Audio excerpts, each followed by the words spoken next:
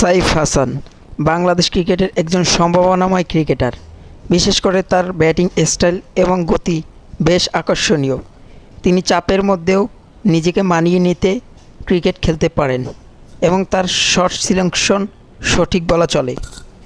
সাইফ হাসান বর্তমান বাংলাদেশ ক্রিকেটের গুরুত্বপূর্ণ একজন সদস্য বলা চলে।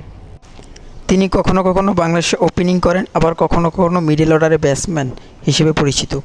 তবে তিনি বল হাতেও বেশ কার্যকরী অফ স্পিন করে থাকেন। সাইফ হাসান লেগ সাইডে বেশ ভালো শট খেলে থাকেন এবং সোজা ব্যাটে বেশ ভালো ক্রিকেট উপহার দিতে পারেন। সাইফ হাসান তার শট সিলেকশনে বেশ দক্ষতা দেখান, বিশেষ করে পুল শট এবং কাভার ড্রাইভে। সাইফ হাসানের অভিষেক ঘটে 2018 সালে টেস্ট ক্রিকেটের মাধ্যমে। তবে তিনি ধারাবাহিক হতে পারেননি, পারফরম্যান্সের কারণে দলের বাইরে ছিলেন এতদিন। সাইফ হাসান 1997 সালে জন্মগ্রহণ করেন।